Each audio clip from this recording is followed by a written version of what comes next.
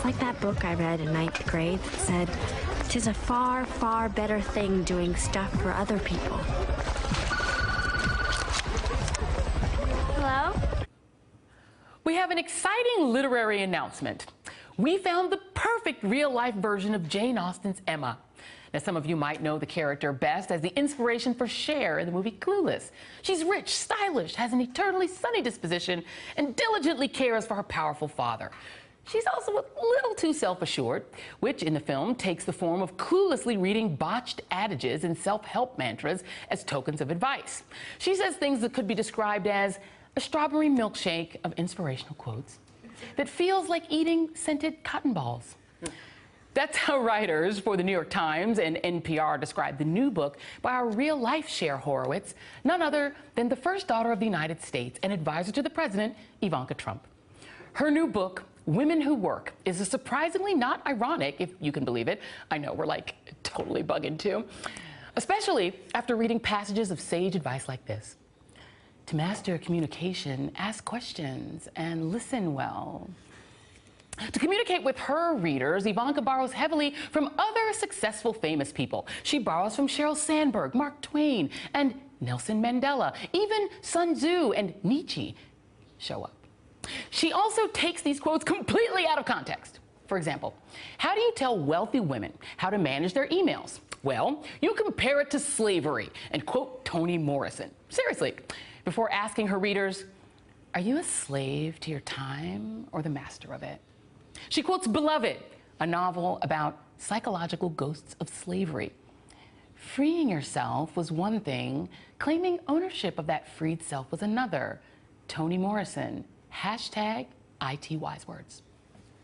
Ivanka's attempt to do stuff for other people, namely women entrepreneurs, goes beyond her new book, however. Last week, she told Mike Allen of Axios that she had started a global fund for female entrepreneurs with contributions from both countries and companies.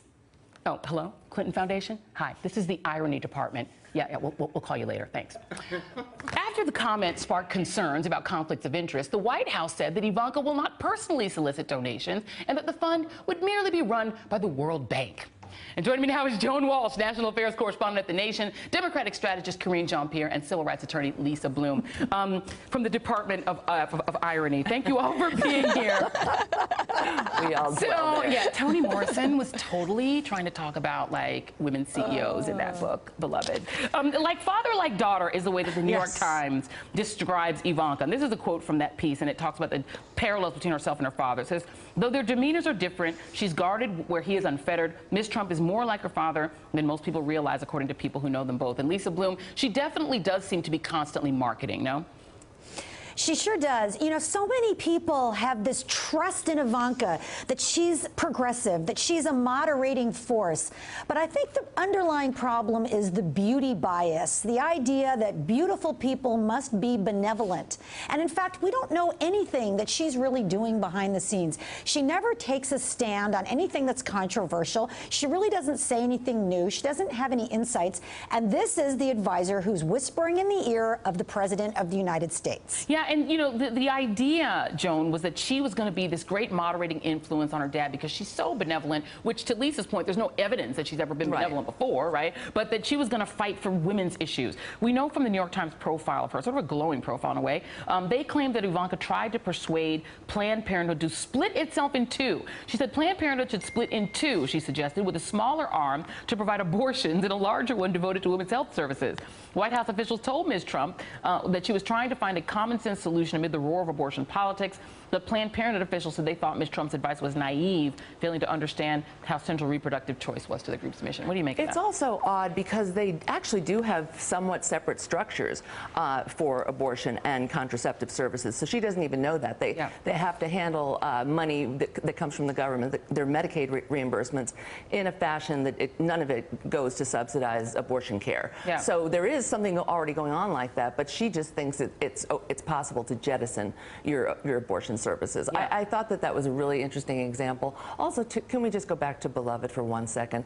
I mean, that book is about the psychological wages and destruction under slavery, and about a mother's very, very, very awful choice about what constitutes freedom for her children. I'm not going to give anything away if you haven't read it. But that you could be so shallow as to take what I consider one of the more harrowing books in our canon and make it about time management and answering email. That's all you need to know about this book.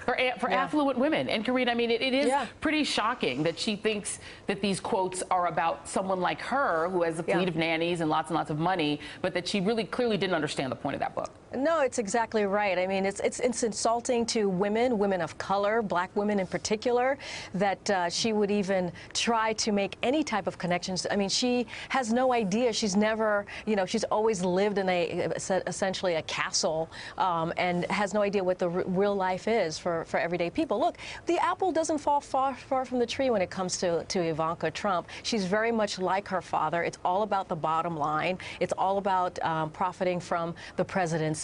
And what we saw this week with her book was pure hypocrisy. It was like, it was just on full display, right? On one hand, she's using this book to show that she's a champion for women, a fighter for women. But then on the other hand, she's cheering on her father, who's passing a bill, a health care bill, that is going to hurt women greatly, defunding Planned Parenthood, taking away maternity care. I mean, and not only that, let's not forget the White House is rolling back workforce protections for women. I mean, it's just insane.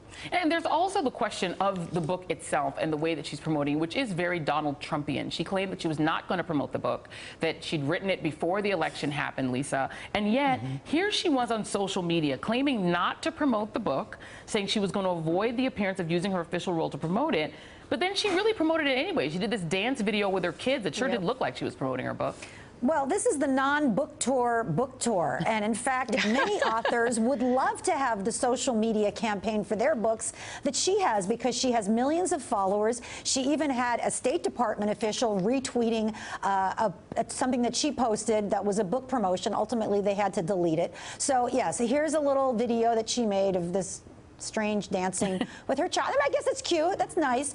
But this is to promote her book. And let's keep in mind that the whole women who work concept is something that was focus grouped years ago because women didn't relate to her for her brand. They saw her as a wealthy woman who was out of touch with them. So they did a lot of focus groups. They came up with the Women Who Work hashtag, and then her brand started to do better. And now she's developed it into a book. So there's a real lack of authenticity here, and this is why women don't connect with Ivanka. And you know, the thing about it is, I mean, I just imagine what would be happening if Chelsea Clinton were out there promoting Women Who Work book. I'll try not to even go there. But you have in Ivanka Trump somebody who wants to have it both ways. She wants to be seen as just a daughter, just her daughter, just daddy's daughter. But she also is an official working in the White House, claiming that her sort of niche is promoting women's issues. But on the issue, for instance, of maternity leave, something she's supposedly championing officially in her role, if you go back to that same New York Times profile, there's a woman named Melissa Kraxberger, who was a former executive at Ivanka Trump's company, who was saying she was pregnant when Ms. Trump offered her a job in the summer of 2013, recalls asking her future boss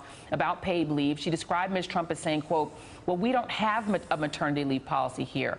I went back to work 1 week after having my child, so that's just something I'm used to." Right, and I have a fleet of nannies to take care of my children so I can go back to work after 1 week. So there's so much hypocrisy here. And also, she did stand and clap when her father was having the little party to celebrate taking health care away from women. And she has not pushed for parental leave, even in her capacity as a top White House advisor with security clearance. So she really wants to have this appearance of being a force for good, and yet she's accomplished nothing, and she applauds cruelty. So And Sean Spicer, Karine, attempted to sort of explain what it is that she's doing in the White House, although she isn't paid by the taxpayer, but she does have top security clearance, as Joan said. This is Sean Spicer trying to explain what Ivanka Trump does for a living now.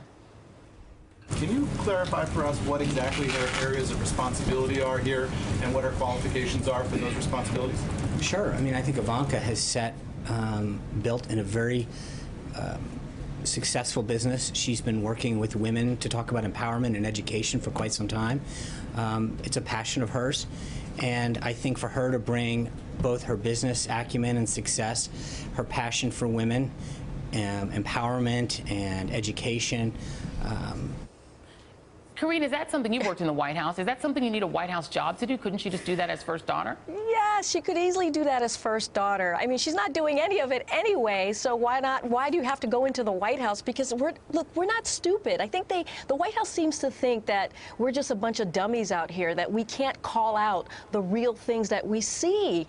And, you know, at the end of the day, we have to hold her accountable just like her father, because she put herself out there. Now, you know, now she's supposedly working for taxpayers, for all of us, for Americans, for women, but she's not. So I think it's good that we continue to talk about it. And Lisa, I have to come back to this issue of the emoluments clause, which has been a recurring theme in this presidency. Ivanka Trump not only promoting her book, but also there was this piece about the Manila Trump Tower that she was in an ad, and up until this week, the project's webpage, and this is not owned by the Trumps, but they get a licensing fee out of it. Donald Trump, in a message filmed several years before he was elected president, declaring the skyscraper bearing his name near the Capitol be something very, very special, like no one's ever seen before. That was the video. Ivanka Trump is pictured in ads for it. And then there's also her fine jewelry line. She has a jewelry collection which people can buy, a shoe collection which people can buy. If foreign leaders, for instance, wanted to curry favor with the family, there's so much Ivanka Trump stuff they could buy, factories they could open. Is there ever going to be a zeroing in on her emoluments issues? Well, there should be, because one thing we can't measure are these words, women's empowerment, and she's supporting women, and there's no measurable results for women anywhere in anything that she does. The only measurable results are to her pocket, from her brand, from her shoes, from her jewelry, to her dad, from the real estate empire. You know, that's where all the tangible results are coming in for the Trump family, but there's nothing that I can see for American women or for the American people. Yeah, not unless they want to, you know, be like Kellyanne Conway and buy her dresses or whatever. But thank you very much to Joan Walsh, Karine Jean-Pierre, and Lisa Bloom. Thank and you. A shout out to Thanks, Toni Morrison. Joy. All right, and up next, the Obamas and Hillary Clinton are back. Stay with us. Hey there, I'm Chris Hayes from MSNBC. Thanks for watching MSNBC on YouTube. If you want to keep up to date with the videos we're putting out, you can click subscribe just below me, or click over on this list to see lots of other great videos.